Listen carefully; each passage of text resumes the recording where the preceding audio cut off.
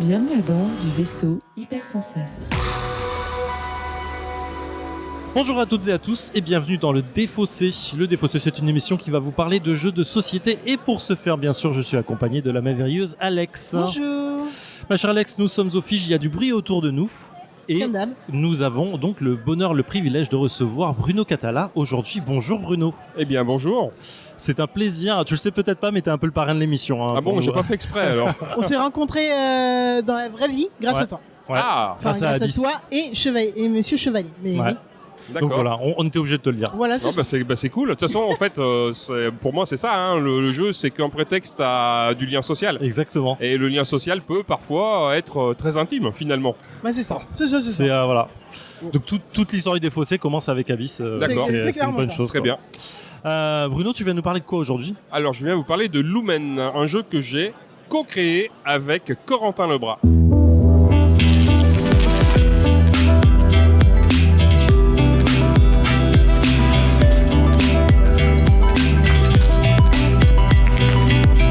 Alors Bruno, il y a un petit traquenard dans le Défaussé. C'est Pour vrai. la première fois qu'on reçoit une personne dans l'émission, on a une petite question à lui poser. Je pense que tu es un peu, tu auras forcément plus la réponse que d'autres personnes qu'on peut recevoir. La question, c'est de savoir quel type de joueur tu es.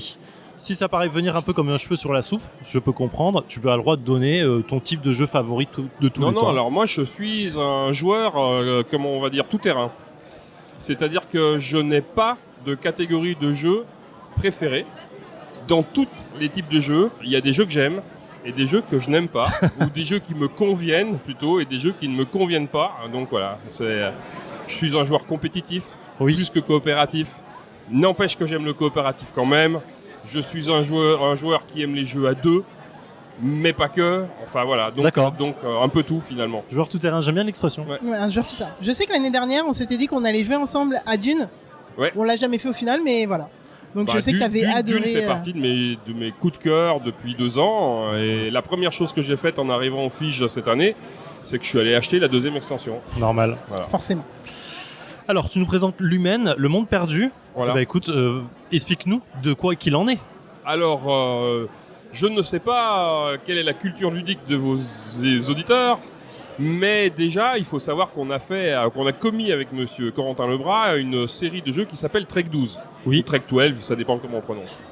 On a repris dans ce jeu-là la mécanique centrale de Trek 12 qui est je lance 2 dés, je conserve la valeur max, mine, la différence, la somme, le produit, etc. Mais au lieu de faire un pur roll and write, c'est-à-dire un jeu à cocher, Ouais. en fait là, ce petit jeu à cocher, il est au service d'un jeu de conquête sur plateau où on va s'affronter un peu à la manière d'un Small World. Oh. Donc c'est un mini Small World qui va être animé par un roll and write, donc un RWD, Roll Write Driven Games, quelque chose qui, à ma connaissance, n'existe pas des masses aujourd'hui. Une création. Une Ok. nouvelle création. Fou comme le roll and write arrive toujours À se renouveler. à surprendre, quoi. Ouais. À se renouveler, Ouais, à passer à autre complètement. chose, quoi. C'est Bah, de fou. toute façon, ça illustre quelque chose qui me tient à cœur, c'est-à-dire que un jeu, des pseudo-spécialistes, ils analysent ça sous 3 angles. C'est-à-dire qu'un jeu, c'est la somme d'une mécanique, d'une thématique et d'un matériel. C'est vrai, Oui. mais tu passes à côté de l'essentiel. L'essentiel, c'est l'expérience de jeu. Les, Et le thème, sensations. la ouais, pour moi. mécanique et le matériel ne sont que des outils à la disposition des auteurs de jeux pour créer une expérience ludique. Et donc, avec le même outil qui est ce système de roll and write, on peut bien créer des expériences de jeu qui sont très différentes à chaque fois. Complètement. Bah, du coup, les auditeurs et auditrices ne seront pas perdus parce qu'au final, on a déjà fait Trek 12. Oui. Donc, c'est parfait. c'était présenté il y a un petit moment par C'était, Zéphiriel. ouais, un moment, Aussi hein. par Zéphiriel. C'est dans les années bissextiles, tout ça. Ça doit être ça. Donc, on ne sera pas perdu. Et Small World, on l'a jamais fait, mais bon, je pense que les gens connaissent un C'est petit vrai. peu ce Voilà. classique. Ok, bah, on a hâte du coup. Comment ça va se dérouler? Ça va être exactement pareil vraiment que de Trek 12 et on va pouvoir lancer, enfin, un joueur lance les dés. Alors, On choisit. il y a déjà une grosse différence, c'est que c'est un pur jeu à 2 joueurs. C'est Oui. un jeu d'affrontement. Donc un pur jeu de confrontation pour 2 joueurs. Et donc déjà ça change la donne. Et après, il va y avoir des histoires d'initiative, de conquête, de majorité, de découverte et ainsi de suite. Dans un univers mis en lumière et mis en ombre. illustration par Ah. Monsieur Vincent Dutray. Forcément. Oh. Et voilà, donc rien que déjà, il y a aussi le plaisir des yeux derrière. Comment la partie dure combien de temps? Une vingtaine de minutes, tu m'as dit? Ouais, ça veut dire les 20-30 minutes, ça va dépendre de ton expérience, si tu connais bien déjà le jeu ou quoi. Et en fait, ce qu'il faut savoir, c'est que le livret de règles propose 7 scénarios différents qui vont déjà proposer des challenges différents, qu'après, les joueurs, ils peuvent se créer les leurs. J'imagine que nous-mêmes, on va en publier sur Internet, en print and play, etc. Donc en fait, c'est un jeu qui a une rejouabilité quasi à l'infini, quoi. Ok. Et qu'est-ce qui lance la fin de la partie? Qu'est-ce qui amorce? C'est que tu as rempli toute ta fiche, et donc tu ne peux plus donner d'ordre à tes armées. Ok, tout simplement. Exactement. Et le gagnant, c'est en points à la fin ou c'est juste en conquête? Alors en fait, non, c'est le but du jeu, c'est donc de maîtriser les lumens qui sont l'énergie qui est spécifique à ce lieu-là. Et tu vas les obtenir de différentes façons, c'est-à-dire sur le contrôle de territoire. Donc là, il y a un petit jeu de majorité par rapport à des choses que tu vas pouvoir découvrir en cours de partie en explorant, et aussi parfois par rapport à des objectifs spécifiques qui sont propres au scénario que tu joues. D'accord. Ok. Ça m'a l'air complet. Ouais, ça a l'air complet. On est prêt à jouer. Comme Voilà. on l'a dit, Zéphiriel sera notre champion. Donc c'est Zéphiriel qui va affronter Monsieur Bruno Catala. Je serai mon champion. La pression. Je te jure, t'as intérêt à On la gagner. boit. Bonjour à tous, c'est Zéphiriel. Alors vous avez l'habitude, si vous entendez ma voix à cette partie, c'est qu'il y a eu un petit souci. Là, on sait pas qu'on a eu un souci, mais en fait l'enregistrement était un peu dégueu. Je vous le mettrai juste après ça, mais vous verrez, il y a énormément de bruit, donc on entend très peu Bruno et moi parler. Juste pour vous donner un peu la sensation de la partie que j'ai joué avec Bruno, enfin contre Bruno Catala, c'est un peu l'idée de se faire rouler dessus par un poids lourd dans les deux sens, c'est-à-dire en avant et en arrière, mais en même temps. Il a mis les deux vitesses et il fait les deux en même temps sur moi. Voilà, c'est ce que j'ai ressenti pendant la partie. Au-delà de ça, la partie du jeu est vraiment cool. J'ai très hâte d'y rejouer parce qu'il y a énormément de subtilités et on n'entend pas vraiment ça sur l'enregistrement, mais c'était assez ma boule.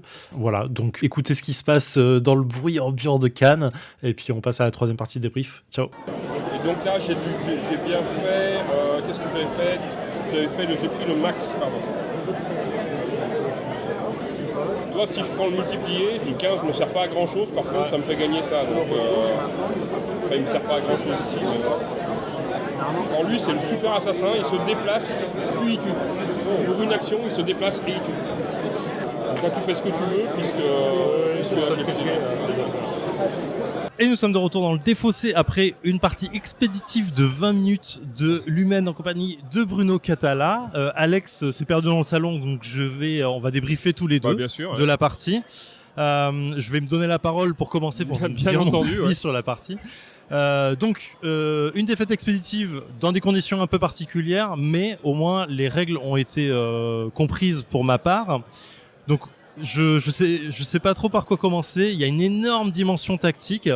Tu avais amené l'idée de Trek 12. Effectivement, on retrouve cette idée de chaîne de numéros, de calcul par rapport au dé lancé. En fait, je trouve que c'est incroyablement précis. Je sais pas comment expliquer ça comme ça. En fait, on a une idée du jeu. Je me suis fait une idée du jeu dans la première partie qui était ok, en vrai, ça a l'air assez simple. Mais techniquement, ça l'est. Oui, techniquement, ça l'est. Et en fait, je me suis dit, en vrai, chaque tour de jeu va être assez simple à partir, comme dans Trek. En fait, tu as un peu l'idée de, ok, je vois à peu près où je vais aller au fur et à mesure. Je vais essayer d'équilibrer mes opérations pour pas me retrouver bloqué à la fin parce que j'ai trop utilisé de trop ou trop bas.